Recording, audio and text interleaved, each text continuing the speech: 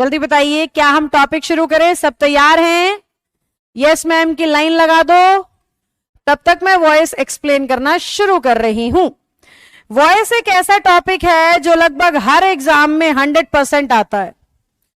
मतलब अब पिछले 2-3 साल का आप कोई भी पेपर उठा लो बेटा, आ रहा है वॉइस, आता ही रहता है। वॉइस का टॉपिक निश्चित तौर पे आता है। इसी वजह से मैं आपको ये करवा रही हूं, चाहे वो पेपर स्टेट गवर्नमेंट से हो और चाहे वो पेपर आपका एग्जाम सेंट्रल गवर्नमेंट कंडक्ट कर रही है।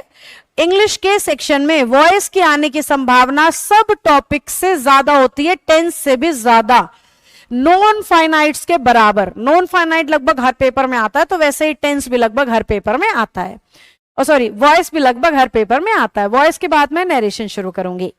2 तरीके से ये टॉपिक आपको मिलता है बेटा। पहले को कहते हैं एक्टिव वॉइस। शाम तक मैं इसकी पीडीएफ डलवा दूंगी आपके बैच ग्रुप में, इसीलिए आज मैं बोर्ड पे पढ़ा रही हूं। शाम तक मैं आप लोगों से पीडीएफ शेयर कर दूंगी। अभी आई हूं ना आज, तो दोपहर में मुझे थोड़ा टाइम मिलेगा, then I will check out the PDF, is it correct और नॉट। अगर वो पीडीएफ ठीक ठाक सी हुई तो आपके बैच ग्रुप में आ जाएगी, और 1-2 दिन में बुक फ्लिपकार्ट पे भी आ जाएगी। 1 से 2 दिन में मैं उसको फाइनल कर दूंगी। तैयार मैं करके गई थी, जाने से पहले मैंने बुक तैयार करवा दी थी, सारी एडिटिंग भी बता दी थी, पर फाइनल कॉपी मैंने खुद चेक नहीं की बेटा, इसीलिए मैं डलवा नहीं रही हूं।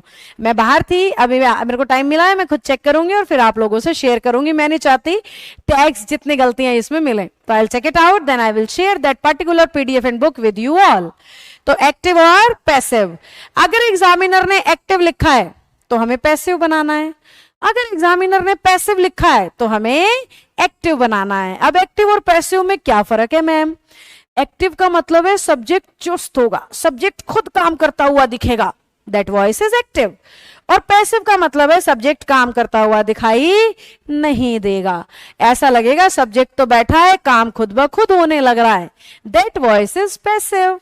अब कैसे मैम, कहां पे यूज कैसे होता है? देखो, एक तो मैंने सेंटेंस बोला किसी बच्चे की ओर से। बच्चे ऐसी लाइनें मुझे बोलते हैं बहुत बार कि मैम मुझे नौकरी मिल गई, मजा आ रहा है। सरकारी नौकरी लगने के बाद बच्चे क्या बोलते हैं? मुझे नौकरी मिल गई, मजा आ रहा है। और एक बच्चा कहता है मैम बड़ी मेहनत से नौकरी ली है, मजा आ रहा है। बड़ी मेहनत से नौकरी ली है, मजा आ रहा है। नौकरी मिल गई, मजा आ रहा है। देखो, जो बच्चा कह रहा है ना बड़ी मेहनत से नौकरी ली है, ऐसा लग रहा है जैसे उसने खुद ने काम को किया है। लेकिन जो बच्चा कह रहा है मैम नौकरी मिल गई, मौज हो रही है, क्या बोल रहा है? नौकरी मिल गई, मौज हो रही है। वो बच्चा क्या दिखाना चाह रहा है? उस बच्चे की सेंटेंस में क्या फील आ रही है कि मैंने कुछ नहीं करा, नौकरी मिल गई, जैसे अपने आप आई हो मुझ तक। तो सब्जेक्ट ने कुछ नहीं करा, काम अपने आप हो गया, ऐसा फील आ रहा है, तो ये पैसिव है। मैंने नौकरी ली एक्टिव, मुझे नौकरी मिली पैसिव। जहां सब्जेक्ट खुद काम करता हुआ दिखे एक्टिव, जहां सब्जेक्ट पर काम होता हुआ दिखे पैसिव। समझ रहे हो मेरी बात को? तो आपने ये पहचानना होता है कि सब्जेक्ट खुद काम कर रहा है कि नहीं कर रहा है। अगर कर रहा है तो वो एक्टिव वॉइस है। अगर सब्जेक्ट खुद काम करता हुआ दिखाई नहीं दे रहा और काम उसके ऊपर होता हुआ दिख रहा है तो वो पैसिव है। समझ रहे हो बच्चों? क्या हमें बात समझ में आ रही है? क्या नहीं हो रहा किसी का भी? अच्छा, आपने मार्क्स बता रहे हो। हाँ, टेस्ट डिस्कशन अभी नहीं, देखो 3-4 दिन में आई हूं, पढ़ा लेती हूँ, थोड़ा कर लेंगे टेस्ट भी डिस्कस, डोंट वरी। चलिए, तो एक्टिव हो गया जहां पे सब्जेक्ट हीरो, यस नो डालो फटाफट, समझ आया कि नहीं। और पैसिव हुआ जहां पे ऑब्जेक्ट हीरो, फटाफट से बताओ समझ आया कि नहीं आया। हाँ रीना, ऐप अपडेट हुआ है बेटा, it will take 2 to 3 days to cope up with the things, sorry. चलिए, अब हमारे अगर एग्जामिनर की बात करें तो there are 15 to 20 styles of asking question from this topic. 15 से 20 टाइप के क्वेश्चन, टाइप्स मान लो चाहे आप, टाइप्स ऑफ क्वेश्चन जो है वो वॉइस में कितने आते हैं? 15 से 20 तरह के। लगभग मेरे 7 दिन के आसपास कॉन्सेप्ट पढ़ाने में लग जाते हैं। आपके बैच में क्योंकि 1,000 क्वेश्चन सॉल्व कर रही हूं तो अराउंड 10 more days आप इसमें मान सकते हो। तो लगभग इतनी सी क्लास में बड़े आराम से और मजबूत तरीके से हमारा ये टॉपिक तैयार हो जाएगा और उसमें कोई बुराई भी नहीं है। अगर सिर्फ 17 दिन लगा के वॉइस का टॉपिक तैयार होता है तो कोई बुराई नहीं है, क्योंकि हर एग्जाम में ये काम आएगा ही आएगा। ठीक है बेटा। आज लिंक नहीं शेयर किया, अशोक कुमार कह रहे हैं ऐप पे कि लिंक नहीं आया। अच्छा, कुछ के पास नहीं गया, बहुत सारे बच्चे यूट्यूब पे जुड़े हुए हैं अशोक। अगर आपके पास लिंक नहीं आया तो एक बार ना 9991118542 पे मैसेज छोड़ दो कि आज मेरे पास लिंक नहीं आया 12 बजे वाली क्लास का, ऐसा लिख के, ताकि उन्हें पता लग जाए और वो आपका नंबर भी ऐड कर दे दोबारा से अगर स्किप हो गया है तो ये हमारे टॉपिक की इंट्रोडक्शन है। अब मैं सबसे जरूरी बात बताऊंगी, ध्यान से सुनना। इन 15 से 20 स्टाइल के क्वेश्चन में ना 5 रूल कॉमन होते हैं, यानी 5 ऐसी बातें हैं जो इन सब में अप्लाई होंगी। 5 ऐसी बातें हैं जो इन 15 के 15 स्टाइल्स में, टाइप्स में अप्लाई होंगी। ध्यान से मेरी बात सुनना। इन 5 को जो बच्चा तैयार कर लेता है, ध्यान से सुनिएगा, ये 5 रूल जिस बच्चे ने पढ़ लिए उसका 60% वॉइस का टॉपिक सही होना शुरू हो जाता है। यानी वो बच्चा अगर 100 क्वेश्चन सॉल्व करने की कोशिश करेगा तो 60 ठीक हो जाएंगे, सिर्फ कितने रूल से? 5 रूल से। यानी मोस्ट इंपॉर्टेंट 5 रूल जो आपको वॉइस के टॉपिक में कॉन्फिडेंस देते हैं वो मैं आज आपको कराने वाली हूं। फिर हम कुछ प्रैक्टिस क्वेश्चंस भी इसके देखेंगे। क्या हम तैयार हैं? जल्दी से हाँ ना लिखो।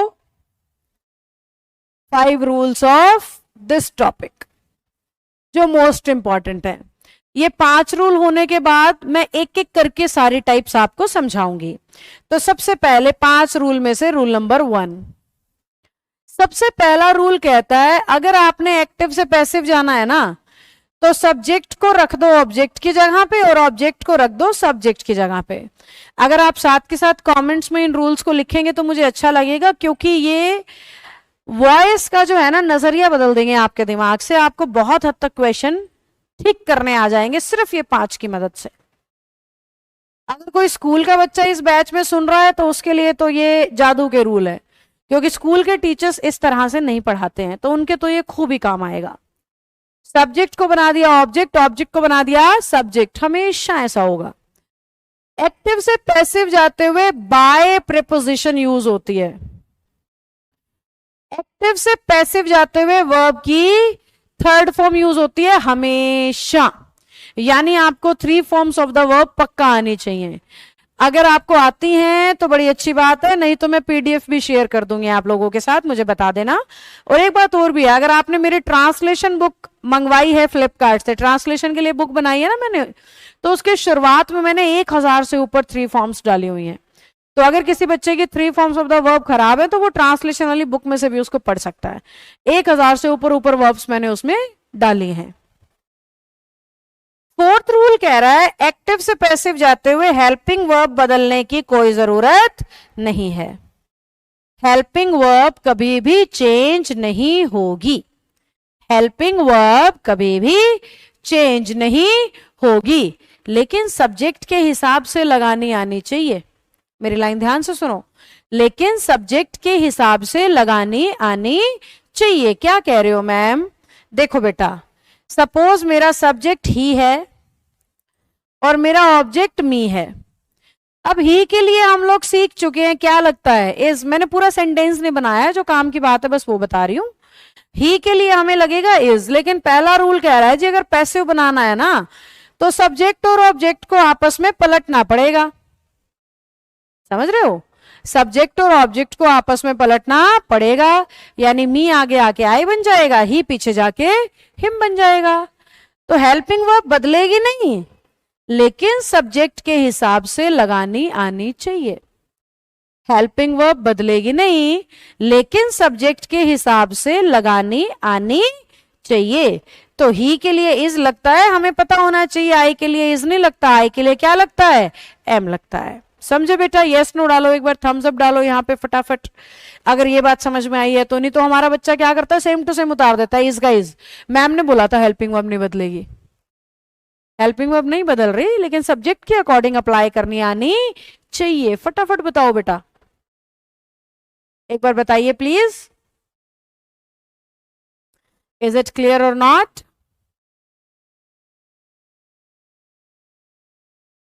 ओके, सबका यस मैम आ गया है। थम्स अप भी डाल सकते हैं आप, आपकी मेहनत कम लगेगी उसमें। तो इस तरीके से हमें ये करना है। अब सबसे important rule, rule number 5, rule number 5, अगर किसी का ध्यान भटक गया है या कोई पॉपकॉर्न खाते खाते मेरी क्लास देख रहा है तो जरा वो वहां से बाहर आ जाए, क्योंकि ये सबसे इंपॉर्टेंट रूल है और आपको खूब हेल्प करेगा ऑप्शन चुनने में। फाइनल एग्जाम में जब सरकारी नौकरी के पेपर में वॉइस आता है ना, तो 4 ऑप्शन आते हैं। एक्टिव लिखा होता है, 4 ऑप्शन आते हैं। पैसिव लिखा होता है, 4 ऑप्शन आते हैं। आपको सही ऑप्शन चुनना होता है। तो हमें ऑप्शन चुनने में 5वां रूल खूब खूब मदद करता है, और ये टेंस का शॉर्टकट है। वॉइस में टेंस को बदलने का क्या है, शॉर्टकट है। तो ध्यान से सुनिएगा बेटा, एक्टिव में ना मेन वर्ब की 5 फॉर्म्स होती हैं। ये बात आप मेरे मुंह से बहुत जगह सुन चुके होंगे, फिर भी अगर किसी को नहीं पता तो मैं 5 फॉर्म्स लिख देती हूँ। एक्टिव में मेन वर्ब की कितनी फॉर्म्स होती हैं, 5। हमेशा मैं गो ही लिखती हूँ क्योंकि ज्यादातर बच्चों को ये फॉर्म आती होती है। थर्ड, फोर्थ, ये आई है बेटा, एंड फिफ्थ। पहली बात तो उन बच्चों के लिए जिन्हें 5 फॉर्म नहीं पता। एक्टिव में जो भी शब्द मेन वर्ब होता है ना, उसके हिंदी में ना आता है बेटा पक्का, और उसकी 5 फॉर्म्स बनती हैं पक्का। तो एक्टिव में मेन वर्ब की कितनी फॉर्म है, 5 फॉर्म है। एक बार लिखो कितनी फॉर्म है, 5 फॉर्म है। 5वीं भी यही लिख रही हूं मैं, क्योंकि वॉइस में दोनों एक साथ बदल जाती हैं। तो अब मैं चेंज सिखा रही हूं, मार्कर चेंज करके, ध्यान से देखिएगा। एक्टिव में वर्ब की पहली या 5वीं फॉर्म आएगी तो इसे हटा देंगे और इसकी जगह पे इज एम आर लगा देंगे सब्जेक्ट के हिसाब से। पहली या 5वीं फॉर्म अगर हमें दिखेगी तो हम उसे रिमूव कर देंगे पैसिव में, और उसकी जगह पे इज एम आर लगा देंगे सब्जेक्ट के हिसाब से। उसकी जगह पे इज एम आर लगा देंगे सब्जेक्ट के हिसाब से, सब्जेक्ट के हिसाब से, यानी जहां इज चाहिए इज, एम चाहिए एम, और आर चाहिए तो आर। पहली और 5वीं फॉर्म हटा क्यों रहे हैं मैम, क्योंकि अभी तो कहा था पूरा पैसिव सिर्फ थर्ड फॉर्म में चलता है। तो एक्टिव में तो मेन वर्ब की 5 फॉर्म है, सारी हटानी पड़ेंगी, सिर्फ थर्ड फॉर्म लग सकती है, क्योंकि पैसिव में सिर्फ थर्ड फॉर्म लग सकती है, तो बाकी सब हटेगा। अब हटेगा तो उसकी जगह लगेगा भी कुछ ना कुछ, तो इसलिए सेकंड फॉर्म और डिड अगर हटते हैं तो उसकी जगह बिठाना होता है वॉज वर। थर्ड फॉर्म हटाई नहीं जाती क्योंकि पैसिव थर्ड फॉर्म में चलता है, पर बीन जरूर ऐड करते हैं ताकि पैसिव की सेंस दी जा सके। V4 यानी आईएनजी वाली वर्ब भी हट जाएगी, और इसकी जगह पे हम रिमूव करके लिखेंगे किसको, बीइंग को। अब अगर कोई बच्चा कारण भी जानना चाहता है कि मैम ये हटा के यही क्यों आई, हैज हैव क्यों नहीं आई, डू डज क्यों नहीं आई, यही फॉर्म क्यों आई, इज हमारी क्यों आई, वॉज वरी क्यों आई, बीन बीइंग क्यों आई, तो ध्यान से सुनो। एक्टिव में मेन वर्ब की 5 फॉर्म्स हैं, तो हम एक्टिव की मेन वर्ब को पैसिव की मेन वर्ब से बदल रहे हैं, और पैसिव की मेन वर्ब होती है बी। पैसिव में मेन वर्ब के तौर पे इस्तेमाल की जाती है बी। तो हम एक्टिव की मेन वर्ब को पैसिव की मेन वर्ब से बदल रहे हैं। कैसे मैम, एक्टिव की फर्स्ट फॉर्म को बी की फर्स्ट फॉर्म से बदल दिया, सेकंड फॉर्म को बी की सेकंड फॉर्म से, थर्ड फॉर्म को बी की थर्ड फॉर्म से, फोर्थ फॉर्म को बी की फोर्थ फॉर्म से। तो बेसिकली हमने किया कुछ नहीं है, हमने सिर्फ एक्टिव की वर्ब को पैसिव की वर्ब से बदल दिया है। क्योंकि अगर पैसिव फॉर्म यूज करनी है तो पैसिव की वर्ब्स तो इस्तेमाल करनी पड़ेंगी, उस लॉजिक से एक्टिव की वर्ब को पैसिव की वर्ब से हमने बदल दिया है बच्चों। यहां तक बताओ, जल्दी से सबको समझ आया हो तो थम्स अप डालिए प्लीज।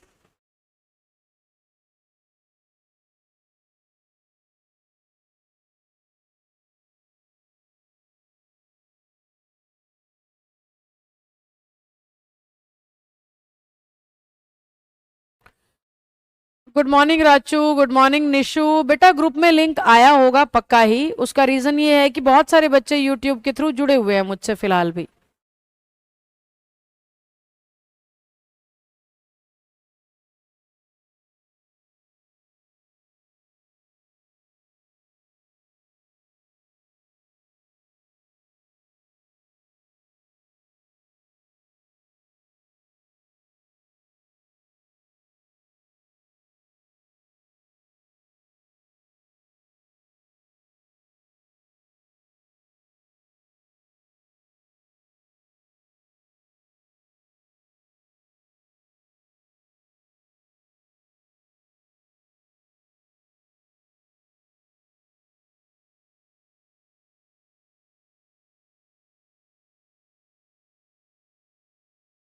ओके बेटा, करती हूँ सारा रिपीट। निशा,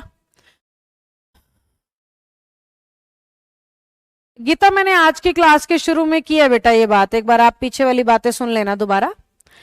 मैंने कहा है एक्टिव से पैसिव अगर जाना है तो सब्जेक्ट को रखो ऑब्जेक्ट की जगह, ऑब्जेक्ट को सब्जेक्ट की जगह। मैं अभी क्वेश्चन सॉल्व करके दिखाऊंगी, वहां क्लैरिटी ज्यादा आएगी। हमेशा बाय लगाओ, थर्ड फॉर्म लगाओ, हेल्पिंग वर्ब बदलो मत, लेकिन सब्जेक्ट के हिसाब से पक्का लगाओ। निशु बेटा, फिर ऐसे केस में 9991185542 पे मैसेज ड्रॉप कर दो, वो आपको ग्रुप में दोबारा ऐड कर देंगे। मैम, जो आपने कहा है की जगह में क्यों, मेरे को क्वेश्चन समझ नहीं आया। चलो मैं दोबारा बता रही हूं। वर्ब की पहली और पांचवी फॉर्म यानी गो और गोज टाइप कुछ दिखाई दे तो उन्हें हटा के इज एम आर लगाना है। सेकंड फॉर्म को हटा के वॉज वर लगाना है। थर्ड फॉर्म हटानी नहीं है पर बीन लगाना है। अंजलि, पैसिव से एक्टिव करना सिखाऊंगी, अभी एक्टिव से पैसिव सीखो। ये वैसे सी बात है, सीढ़ियों पे चढ़ना आ गया तो उतरना सिखाने की जरूरत नहीं है। एक्टिव से पैसिव आ गया ना तो उन्हीं रूल को घुमाना है और आपका सही हो जाएगा। ठीक है। V4 को बीइंग से बदलो। एग्जाम्पल देखो बच्चों, कंफ्यूज हो रहे हो, रुको मैं यूज करके बताती हूं। देखो, मैंने सेंटेंस लिखा आई एम टीचिंग यू, यही तो कर रही हूं मैं फिलहाल। पहला रूल क्या था, सब्जेक्ट और ऑब्जेक्ट को आपस में पलट दो। यस नो डालो, समझ आया कि नहीं। पहला रूल क्या था, सब्जेक्ट और ऑब्जेक्ट को आपस में पलट दो। जल्दी बताओ, समझ आया कि नहीं आया। सब्जेक्ट और ऑब्जेक्ट को आपस में पलट दो।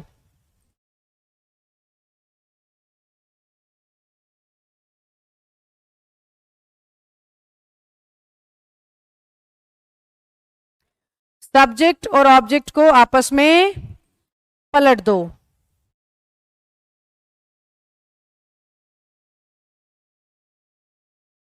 आ गया। फिर मैंने बोर्ड पे लिखा हुआ है पक्का बाय लगाओ, लिखा है। फिर मैंने कहा है थर्ड फॉर्म लगाओ, हमेशा कोई भी वर्ब आ जाए उसके थर्ड फॉर्म लगा दो। तो मैंने टीच की थर्ड फॉर्म लगा दी, बन गई बात, आ गई टीच की थर्ड फॉर्म। फिर मैंने कहा था हेल्पिंग वर्ब बदलना मत, पर सब्जेक्ट के हिसाब से जरूर लगाना। आई के लिए एम है पर यू के लिए तो आर होना चाहिए। V4 भी हो गया, मतलब चौथा रूल भी हो गया। पांचवें नियम में मैंने कहा था अगर V4 आए यानी आईएनजी वाली वर्ब आए तो उसे मत लिखना, उसकी जगह बीइंग लिख देना। आईएनजी वाली वर्ब आए तो क्या ऐड करना, याद रखना है, बीइंग। तो सेंटेंस कन्वर्ट हो गया, you are being taught by me. You are being taught by me, क्योंकि एक्टिव में आईएनजी है तो पैसिव में बीइंग ऐड होगा। ये रूल नंबर 5 में सिखाया मैंने। गौरव, जल्दबाजी कर दी बेटा। You are being taught by me, you are being taught by me. फटाफट बताओ, बात समझ आई या नहीं आई। बात समझ आई या नहीं आई। तब तक मैं एक क्वेश्चन और करके दिखाती हूं। He is cooking food. पहला रूल क्या है, सब्जेक्ट और ऑब्जेक्ट को आपस में पलट दो, पलट दिया। दूसरा रूल बोल रहा है बाय लगाओ। फिर कह रहे हैं थर्ड फॉर्म लगाओ। फिर कह रहे हैं हेल्पिंग वर्ब बदलो मत। फिर कह रहे हैं आईएनजी दिखे तो क्या ऐड करो बीच में, बीइंग। तो सेंटेंस हो गया food is being cooked by him, food is being cooked by him. देखो एक और एग्जांपल लेते। मैंने कहा राम हैज डन दैट। पहला रूल क्या है, सब्जेक्ट और ऑब्जेक्ट को पलट दो। ये हमने पलट दिया। दूसरा रूल है बाय लगाओ, ये हमने लगा दिया। सब्जेक्ट ऑब्जेक्ट पलट दिया, बाय लगा दिया, तीसरा रूल क्या था, हेल्पिंग वर्ब बदलो मत पर सब्जेक्ट के हिसाब से लगा देना। अब राम और दैट दोनों ही सिंगुलर है, कुछ चेंज नहीं करना पड़ा। ही और फूड दोनों ही सिंगुलर थे, इसलिए वहां भी चल गया। फिर अगला रूल था हेल्पिंग वर्ब चेंज मत करना, बाय लगाना पहला, हाँ वर्ब की थर्ड फॉर्म लगाना, हमेशा हमेशा वर्ब की थर्ड फॉर्म लगाना, ये बात हुई थी। और फिर क्या बोला था, अगर एक्टिव में थर्ड फॉर्म दिखे तो पैसिव में बीन ऐड करना याद रखना। पांचवें रूल में क्या सिखाया था, अगर एक्टिव में थर्ड फॉर्म दिखे, एक्टिव में डन कौन सी फॉर्म है, थर्ड फॉर्म, हैजअप के साथ थर्ड फॉर्म आती है, टेंस में सिखा चुकी हूं। एक्टिव में थर्ड फॉर्म दिखे तो पैसिव में क्या ऐड करना याद रखना है, बीन। तो क्या कन्वर्ट हुआ, that has been done by Ram, that has been done by Ram. नहीं, कुछ कुछ गलतियां कर रहे हो सारे ही बच्चे, कभी बीइंग लगा रहे हो, कहीं इज लगा रहे हो, नहीं। पांचों रूल को कॉन्शियसनेस के साथ ध्यान से करो। हाँ जी, अब एक बार थम्स अप डालो, यहां तक की बात बनी हो तो। कुछ और एग्जाम्पल दूंगी, डोंट वरी। और भी एग्जाम्पल, अरे एग्जाम्पल तो आपके बैच में जितने कराती हूँ उतने किसी में कराती नहीं मैं, डोंट वरी। यहां तक का बताओ, समझ आया कि नहीं आया, जल्दी बताइए।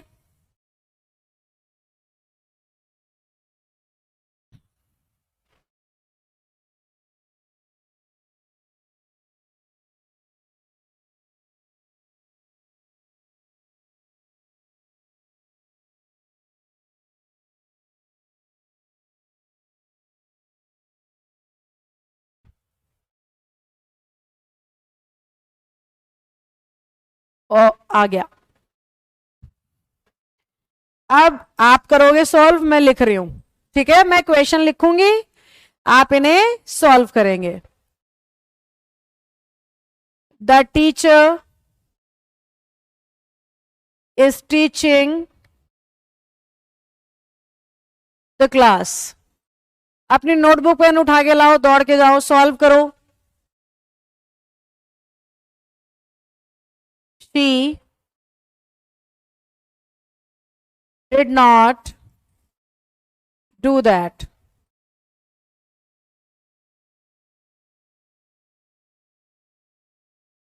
I was eating food.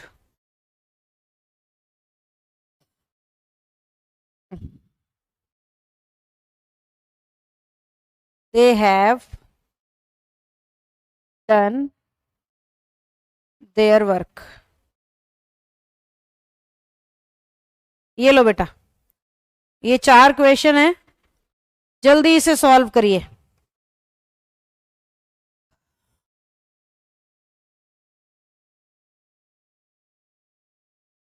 जल्दी करके देखो।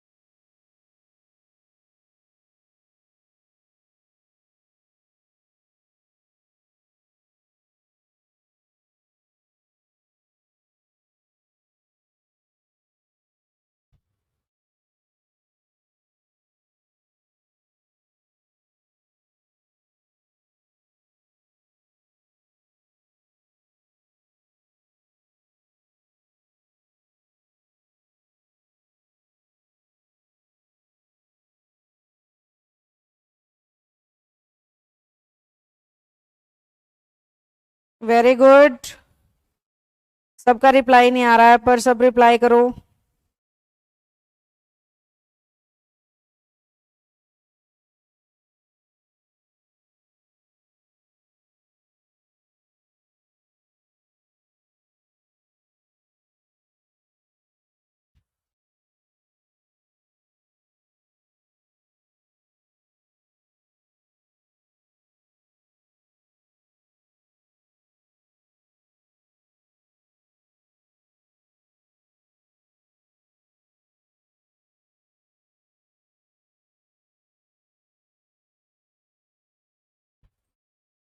सभी ने कर दिए?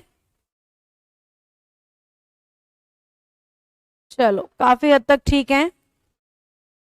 अब एक बार मैं भी बता देती हूँ सबके आंसर्स। देखो, मैं रूल वाइज ही बोलूंगी ताकि आपको समझ में आ जाए ये 5 रूल कितने इंपॉर्टेंट हैं। सबसे पहले सब्जेक्ट ऑब्जेक्ट को आपस में पलटना है, पलट दिया। ओ सॉरी, पीछे तो ये वाला द होना चाहिए। फिर मैंने बोला बाय लगाओ हमेशा। फिर मैंने बोला थर्ड फॉर्म लगाओ हमेशा। फिर मैंने बोला हेल्पिंग वर्ब बदलो मत, सब्जेक्ट के हिसाब से जरूर लगाओ। रूल नंबर 5 में सिखाया आईएनजी देखते ही बीइंग लगाओ, कन्वर्ट हो गया बेटा। फिर से पहला रूल, आपस में पलट दो सब्जेक्ट को और ऑब्जेक्ट को, फिर बाय लगाओ। पक्का थर्ड फॉर्म लगाओ जो भी वर्ब आ जाए। हेल्पिंग वर्ब कभी बदलो मत। पर अगर यहां पे मैं डिड की बात करूं तो डिड डू की सेकंड फॉर्म भी तो है, और सेकंड फॉर्म को वॉज में बदलना होता है। वॉइस में अभी कहा था सेकंड फॉर्म या डिड हो तो किस में बदलेगा? वॉज में।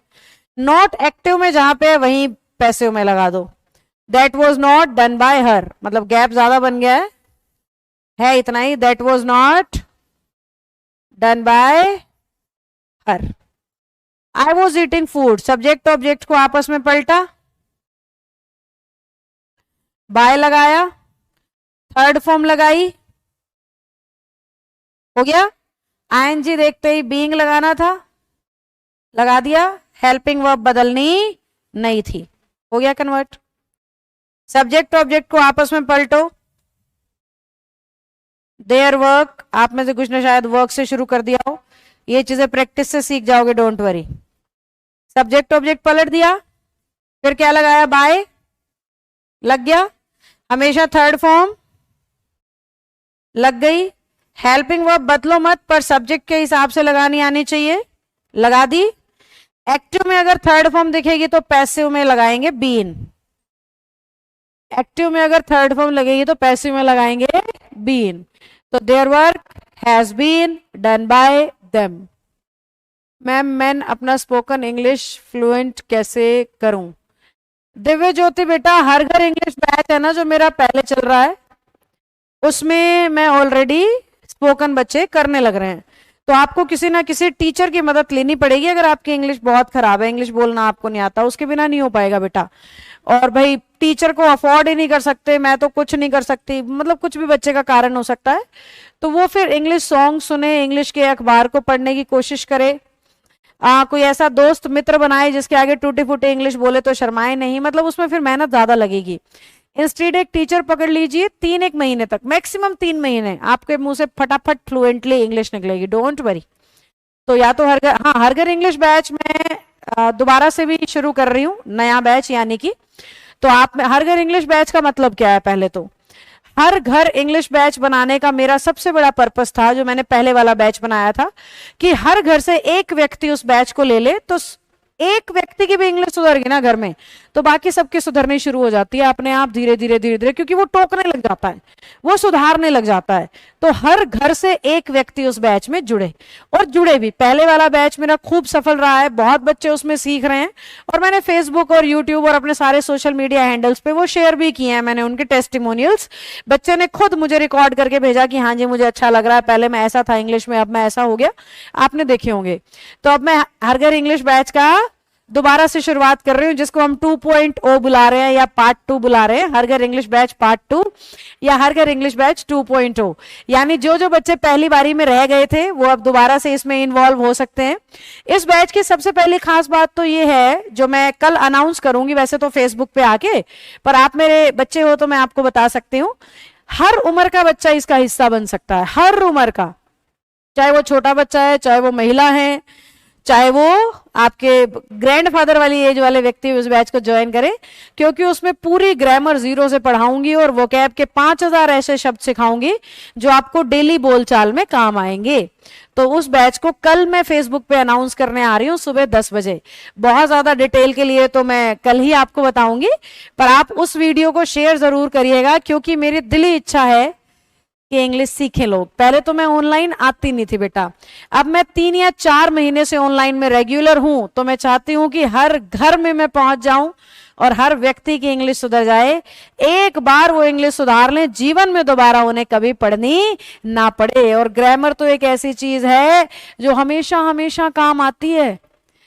वोकैब तो एक ऐसी चीज है जो इंग्लिश बोलने में खूब मदद करेगी। अभी हमारे बच्चे को इंग्लिश बोलनी क्यों नहीं आती?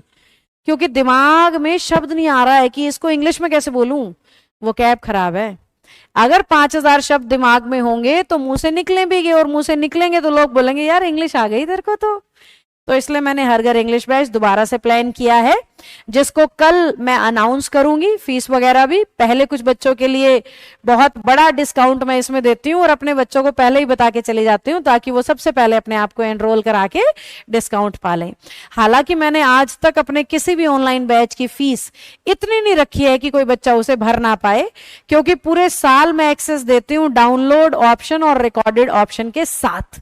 तो नॉमिनल सा चार्ज मैं करती हूं, जबकि कल वाला जो बैच है नॉमिनल से भी नीचे आऊंगी, मैं बहुत कम रखूंगी फीस, क्योंकि बहुत से इंडिया के ऐसे एरियाज हैं जहां नॉमिनल से भी नीचे के दर्जे के लोग फाइनेंशियली रहते हैं, बहुत ज्यादा गरीबी है, तो वो लेवल के लोग भी उस बैच का हिस्सा बन पाए, और क्या पता इंग्लिश सुधरने से उनका जीवन बदल जाए, वो कुछ अच्छा हासिल कर पाए, वो कुछ बड़े बन पाए। तो इसलिए कल आप 10 बजे उस व्यक्ति तक ये बात जरूर पहुंचा देना जिसे उस बैच की जरूरत है, या आप में से किसी को जरूरत है तो, क्योंकि कल ही डिस्काउंट अनाउंस करूंगी और कल ही बैच के बारे में सारी की सारी जानकारी लाइव आके मैं बताऊंगी सुबह 10 बजे। ओके बेटा, तो हर घर इंग्लिश 2.0 कह लो या पार्ट 2 कह लो, शुरू होने जा रहा है। अगले मंगलवार से इसकी क्लासेस शुरू हो जाएंगी, कल मैं बैच को अनाउंस कर दूंगी।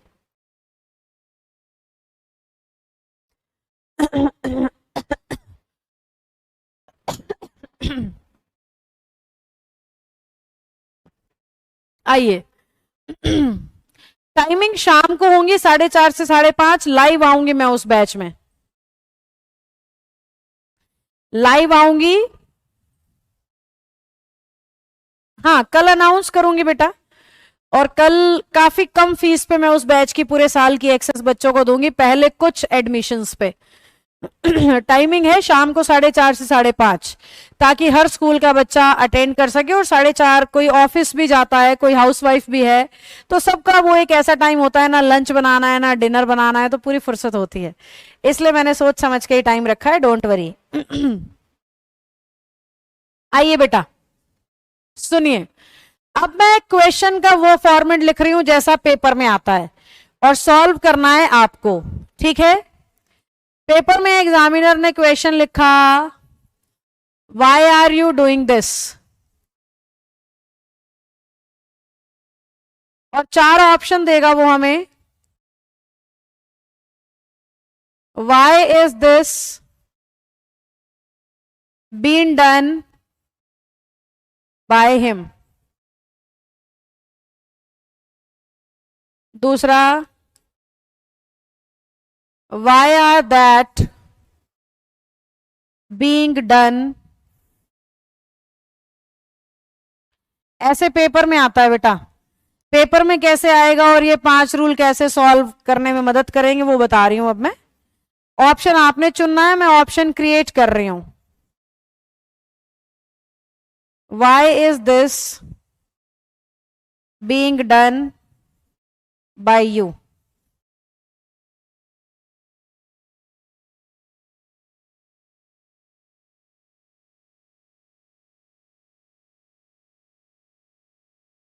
why is that being done by you। ये लो, सही ऑप्शन चुनो, फिर मैं कारण भी बताऊंगी। ओके रिया, मोस्ट वेलकम बेटा, पक्का भेजो आप बच्चे को।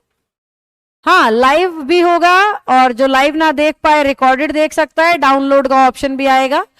और उस बैच में जितने भी नोट्स मैं शेयर करूंगी वो प्रिंटेबल ऑप्शन में होंगे, यानी प्रिंट कर पाएगा बच्चा उनको। उस बैच के अंदर सारे के सारे नोट्स आप प्रिंट कर पाओगे। बैच में पहला टॉपिक शुरू करूंगी टेंस, क्योंकि छोटे बच्चों का और बहुत से लोगों का टेंस बड़ा खराब होता है, तो बैच की शुरुआत होगी टेंस से। ठीक है बेटा, और भी कोई सवाल हो बैच से रिलेटेड तो पूछ सकते हो।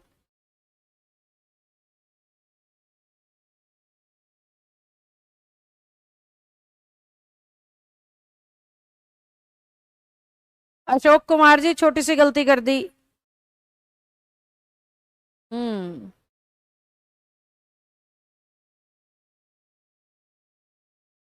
चलो, निर्मला सुनीता गलत है आंसर। ध्यान से देखो। गीता, निशा, श्वेता, दीपा, रिंकू, रिया, शिवम, मायरा, सोनल, अंजलि, इन सब का ठीक है।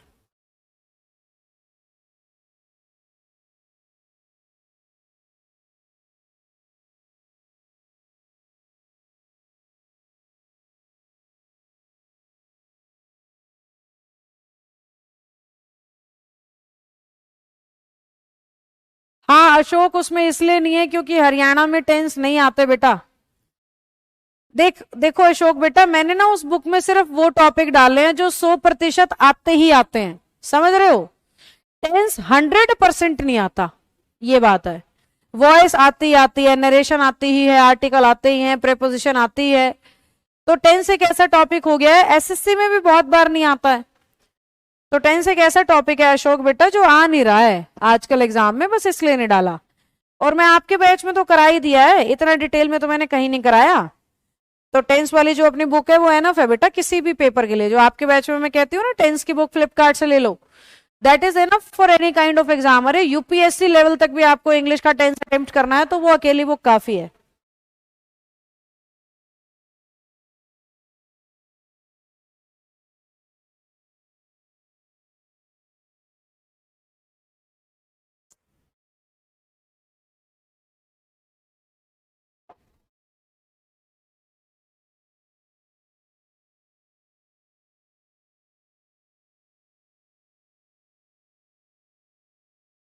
निशा, मैंने आपका क्वेश्चन पढ़ा नहीं बेटा, मेरी नजर नहीं पड़ी उस पे। देखो, why are you doing, doing देखते ही आपने वो ऑप्शन चुनना था जिसमें बीइंग था, बीइंग। ये करते ही पहला ऑप्शन हो गया खत्म, बाकी तीन में बीइंग है। फिर आपने चेक करना था सब्जेक्ट और ऑब्जेक्ट पलट रखे हैं कि नहीं, दिस आगे और यू पीछे। यहां पे पीछे ही मैं गलत, यहां पीछे ही मैं गलत, अब दो में यू रह गया, यानी आंसर इन दोनों में से कोई एक है। अब इन दोनों में से एक चुनने में बच्चे को मैंने कंफ्यूज कहां पे किया, दिस और दैट में। सही आंसर था दिस वाला, क्योंकि मैंने आज की पूरी क्लास में कहीं ऐसा कहा ही नहीं कि दिस का दैट हो जाएगा।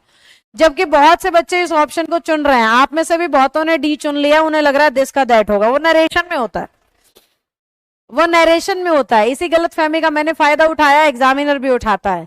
एक बात और फील कराती हूं मैं आपको, तो सही आंसर तो यही है, पता लग गया हमें।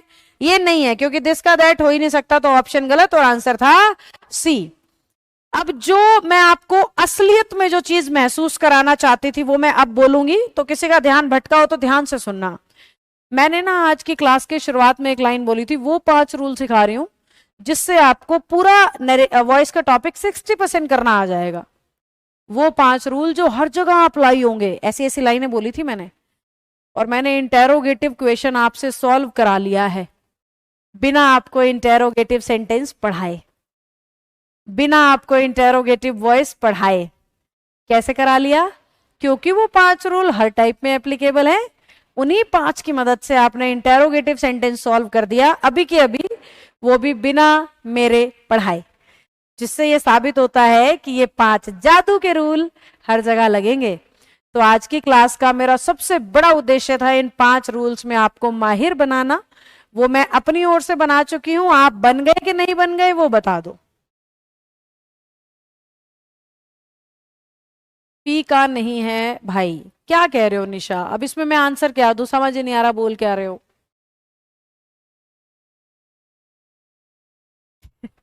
निशा क्वेश्चन नहीं लिख रही है और कुछ भी लिख रही है। क्वेश्चन तो लिखो ना बेटा, क्वेश्चन क्या है, तभी तो जवाब दूंगी। निशु, पॉलिटेक्निक मींस एक तो प्राइवेट कॉलेजेस पॉलिटेक्निक कराते हैं, वो अपने हिसाब से डेट्स देते हैं। सरकारी कराते हैं, वो चीज ही अलग है। आप क्या पूछ रहे हो? Polytechnic is a kind of course. Ma'am ये जरूर बता दीजिए किस सब्जेक्ट की जगह क्या सब्जेक्ट आएगा। ओके, मैं समझ गई। बीबीसी ये पूछ रहा है, आय का मी बनता है, मी का आय, वी का अस बनता है, अस हो तो वी, सब्जेक्ट की जगह होगा तो ये आएंगे और ऑब्जेक्ट की जगह होंगे तो ये आएंगे। यू सेम रहता है सब्जेक्ट ऑब्जेक्ट दोनों तरफ। शी हर या हर का शी, दे देम या देम का दे, ही हिम या हिम का ही, और इट होगा तो इट ही रहेगा। किसी का नाम होगा तो नाम ही रहेगा। अगर सब्जेक्ट की जगह नेहा है तो ऑब्जेक्ट की जगह नेहा ही रहेगा, या ऑब्जेक्ट की जगह नेहा है तो सब्जेक्ट की जगह नेहा ही रहेगा। इसके सिवाय सब सेम टू सेम।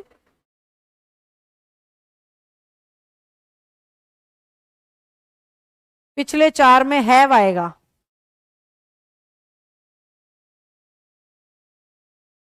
नहीं आएगा हैव। वर्क अनकाउंटेबल सिंगुलर होता है, हैज ही आएगा। वर्क इंग्लिश में हमेशा सिंगुलर होता है, हैज ही आएगा, हैव नहीं आएगा। ये प्लूरल था, हैव लगा था, वर्क सिंगुलर है, हैज लगेगा। 20 लोगों का काम हो या 100 लोगों का काम हो, काम सिंगुलर ही होता है इंग्लिश में, तो हैज ही आएगा बेटा। गलत नहीं लिखा है मैंने, डोंट वरी। माना कि टीचर से भी गलतियां हो जाती हैं, पर फिलहाल ये सही है। हाँ मायरा, प्रैक्टिस से होगा ना बेटा परफेक्ट तो।